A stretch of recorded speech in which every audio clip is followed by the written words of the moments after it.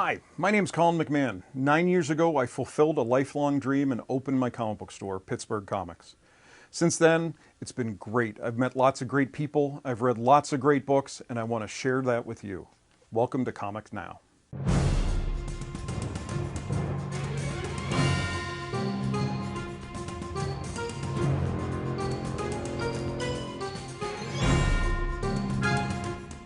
Hey everybody, welcome to Comics Now for June 2016.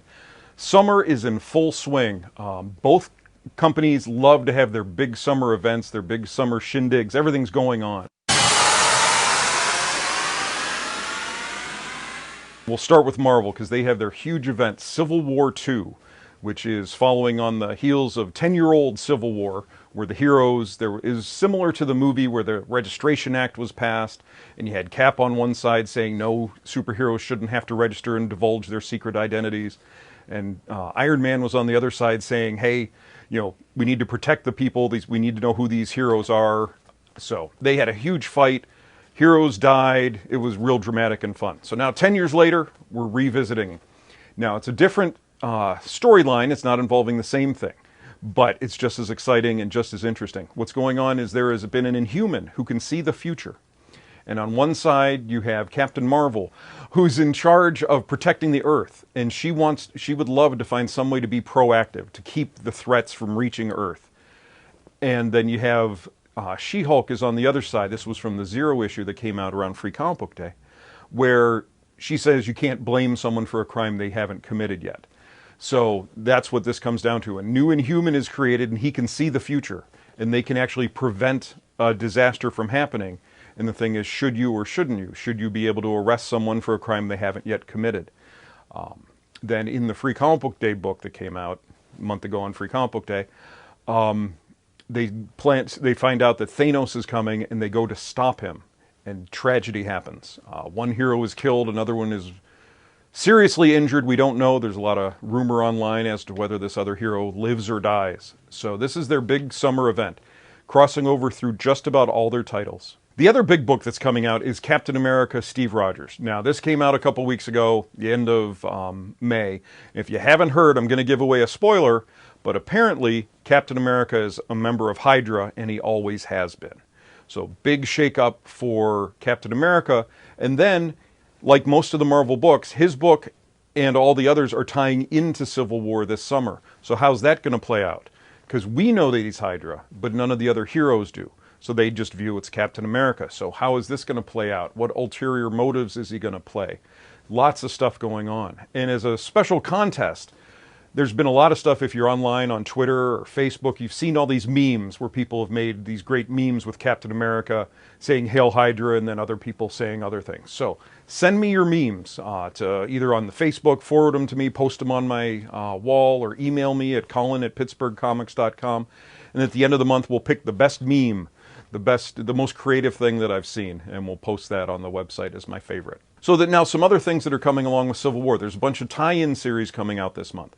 There's The Amazing Spider-Man, where he's doing a special mini-series. His main book isn't tying into Civil War, but he's getting his own mini-series with Civil War. You also have Choosing Sides, which is a special series where the different heroes have to pick a side, because it's basically being forced upon them, and see the decisions that they make and which way they decide to go on this controversial subject. Gods of War, following Hercules, and basically what do the gods decide to do. And X-Men, where part of the Terrigen Mists that are creating all these new Inhumans are also lethal to X-Men. So most of the X-Men have gone into hiding into limbo, and now there's an X-Men decides to take the fight to the Inhumans and to try to eradicate them, and we'll see how this plays out in that. So yeah, like I said, it's a big, super Civil War summer coming from Marvel. We're getting books. I think they're going to be about every other week. Number 3, which I believe ships in July, is supposed to be the big shocker where one of Marvel's biggest heroes falls. So we'll see what's going on there.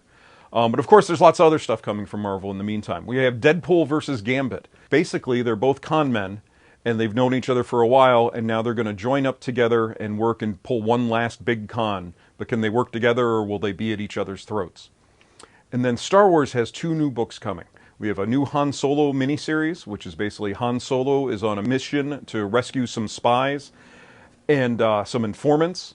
And then they're also doing the comic adaptation of The Force Awakens. So that's both coming. Both of those are coming out this summer because everybody seems to love Star Wars. Another new book they're trying to tie in with the political climate is Vote Loki, where Loki has decided to run for president. So I have a feeling it'll be a little political and tie in a little bit to some of the commentary going on with the current election cycle.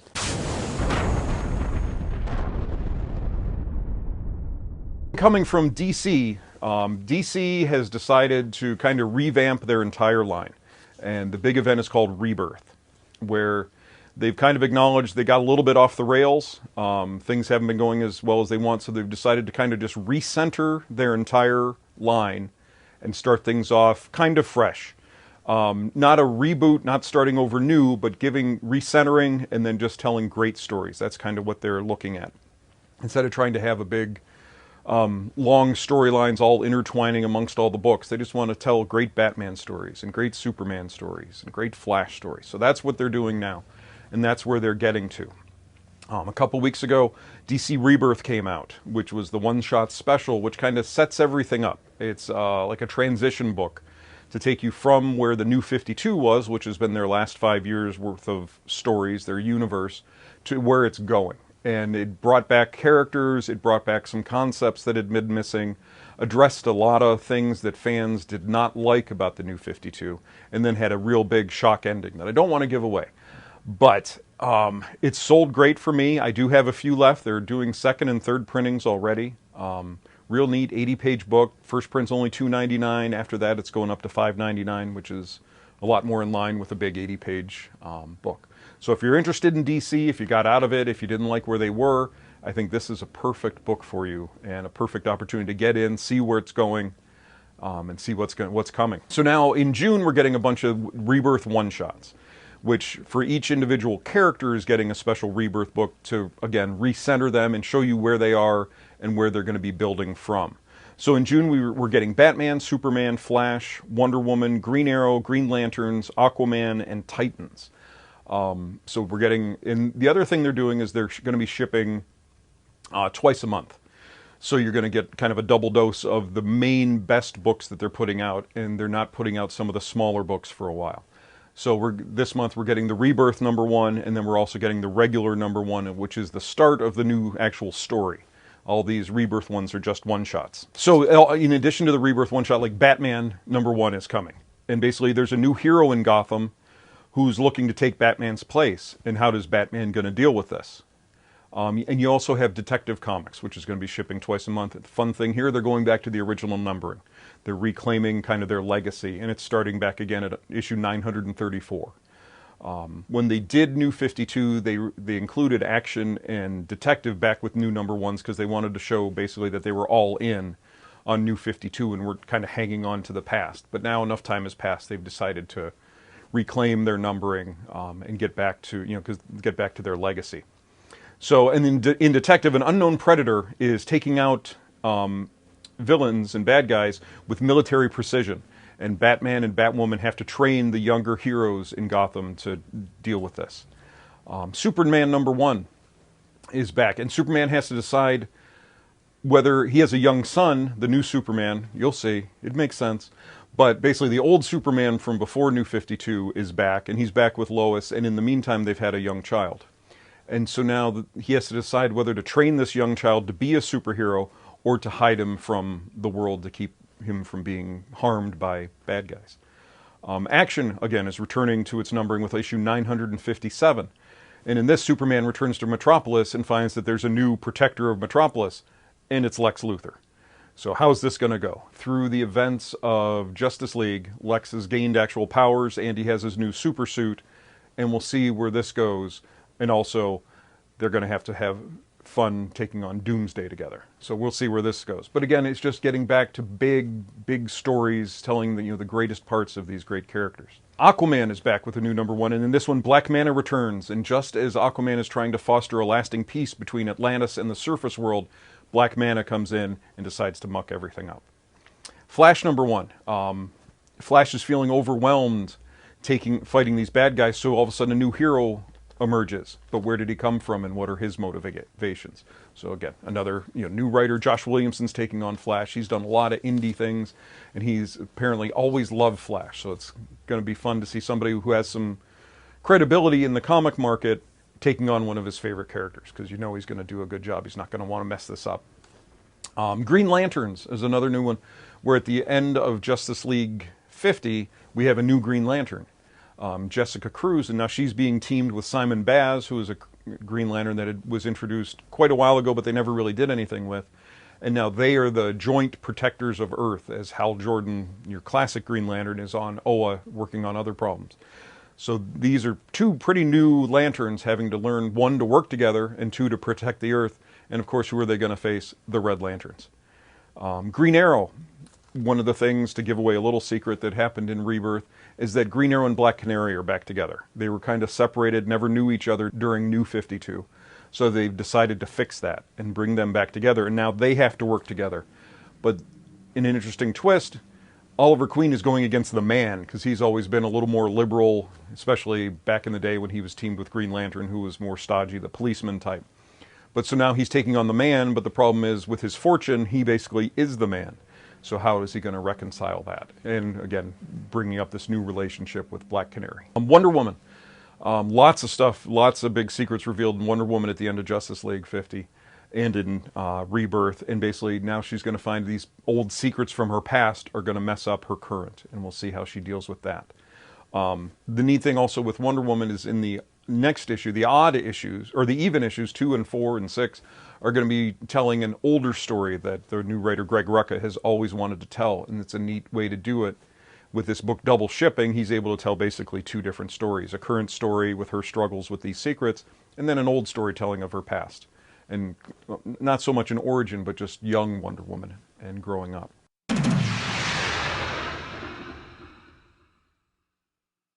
We've had huge success. They're doing these Hanna-Barbera books. We had Future Quest with Johnny Quest, and it's going to bring in a bunch of like the Herculoids and a whole bunch of different old Hanna-Barbera, Space Ghost and people.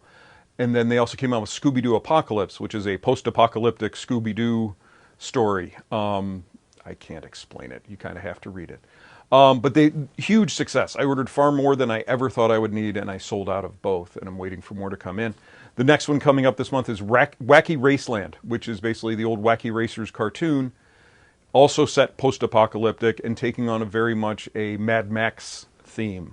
They had one of the designers from the Mad Max movie, the last one, Fury Road, come in and help design some of the cars and things like that. So they're really taking it dark and twisted and fun. So we'll see where it's going on. And basically, the world has ended, but the race has just begun. Penelope Pitstop, Peter Perfect, and Dick Dastardly vie for the finish line, where second place is death. So what could be more fun than that? Now moving on to some other publishers. We have IDW. In light of the movie coming out, they're trying to tie in with that and doing it a little bit different. We're getting a mini-series shipping every week, and it's Teenage Mutant Ninja Turtles Bebop and Rocksteady Destroy Everything. And these are 2 new guys who I don't think have been in the movies before, but one's a warthog. I'm not sure who the other guy is, but 2 of their kind of bumbling villains from the movies. And basically when they stumble across a time travel scepter, they realize that their craziest, most destructive adventure awaits. So they're going to be out there basically destroying everything. Another new one, Action Man, which I believe is an older hero. I have a feeling it's a British hero. I'm not 100% with that. But basically, he's the world's greatest special agent until he dies saving the world. And now his young protege has to step up to become the new Action Man, whether he's ready or not. So that could be fun, seeing a hero stepping into some big shoes and making some mistakes.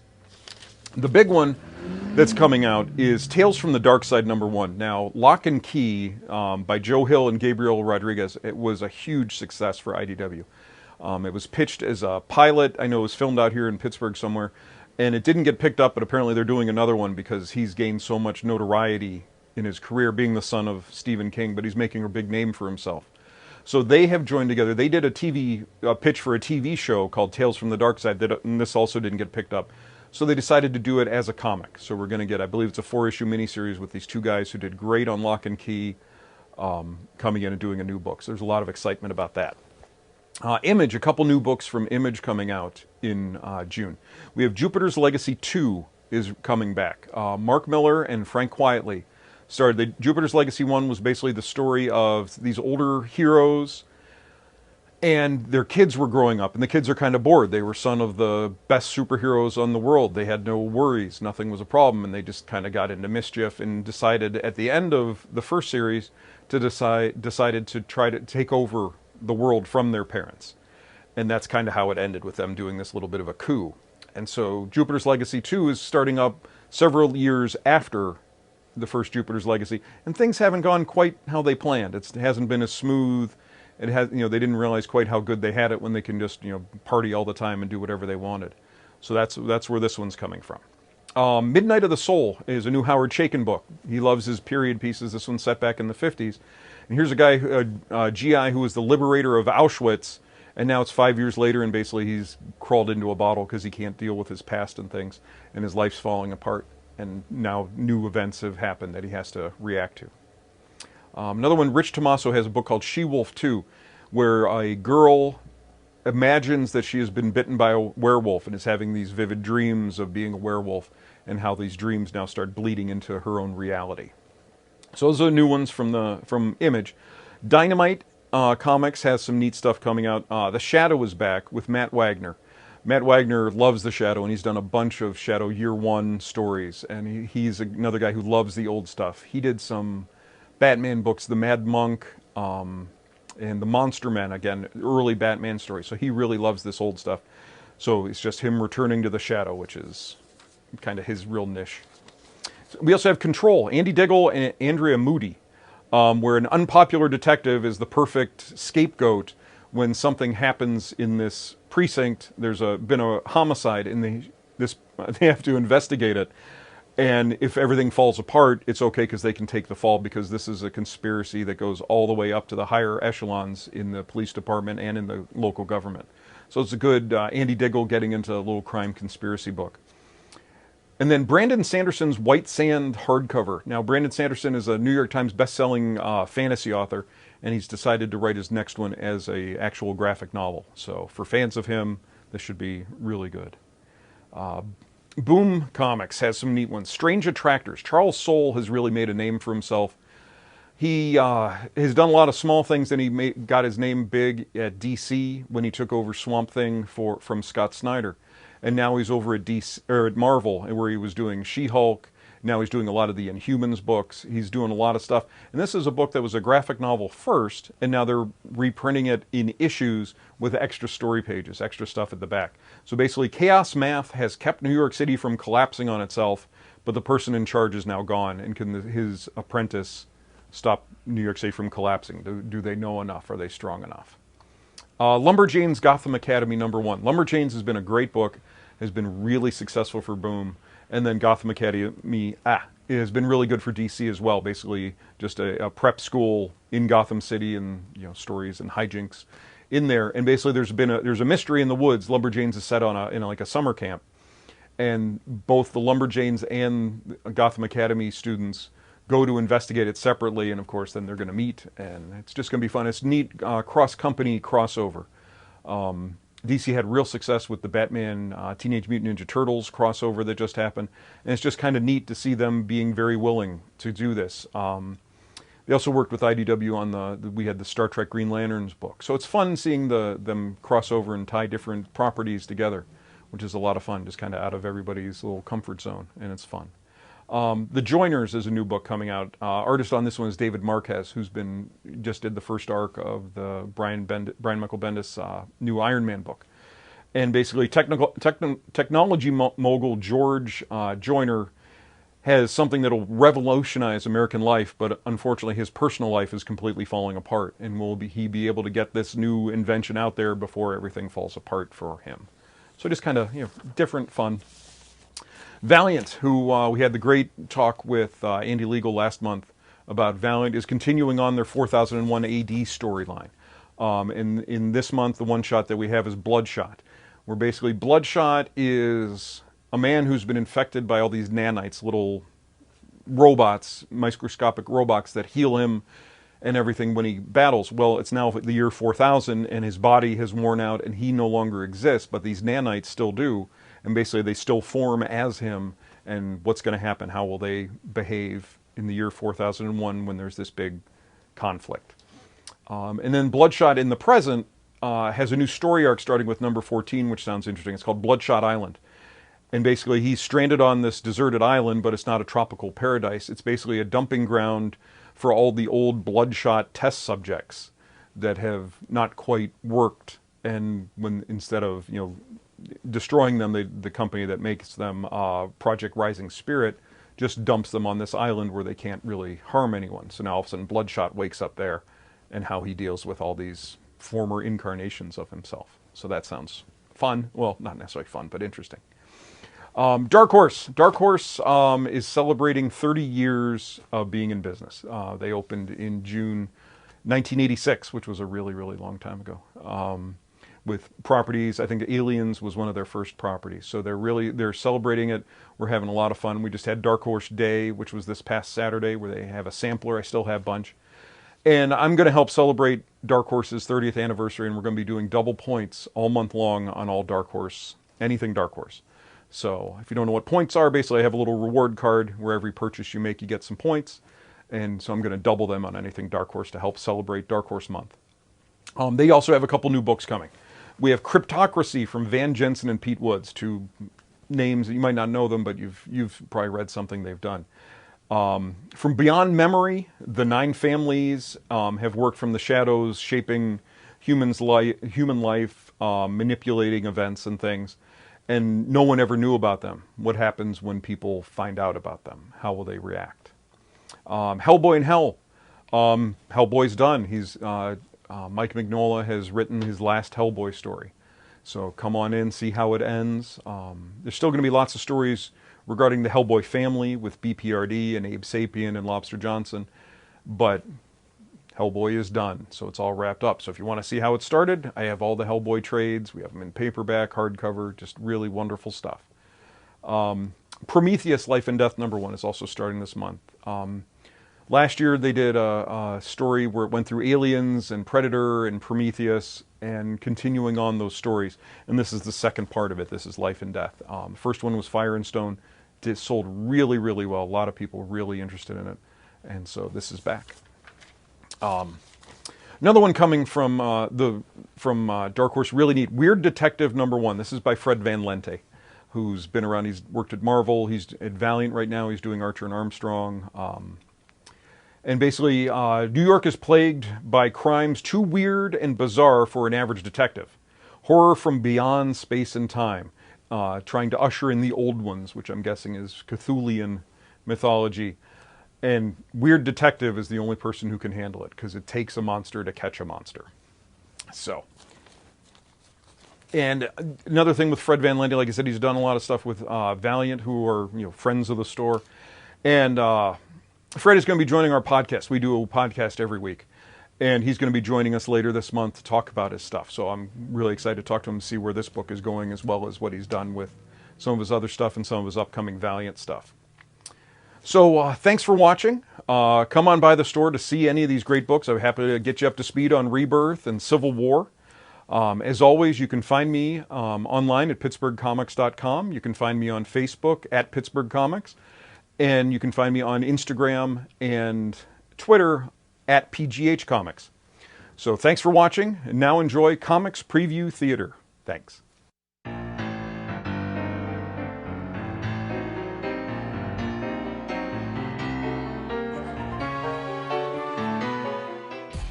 I killed the alarms! How'd he find us? Isn't he supposed to be in, China now? Doesn't matter. We practiced for this. Vulturions! Deathwing formation! Really? You upgrade your gear and you're still going with Vulturians? Pro tip, guys. Nobody likes a derivative shtick. Yeah! Tell the 40 other spider people! Ah! Touché. I'll clarify. No one likes a bad derivative shtick. Look out! No! Maintain formation, you idiots! Do I have to do everything myself? Here! One dart and he's down for the count! Open fire! You can't miss! I'm counting on it. Ah! Ah, hell, we darted Honcho! He needs the antidote or he's going to die! His name is Honcho! It's a mercy killing! I'm out of here! Spider-Man still can't fly! True, but I don't have to. Yoink! Look! Ah! Ah! Pull these two in so they don't fall to their deaths. And here's the antidote. I've got my own general antitoxin, but this is better. Inject Honcho, name like that, I'd turn to crime too, and leave them webbed up for the cops. Pithy note optional. So, Ulysses, we learn anything from all that? Yeah, your job sucks, dude.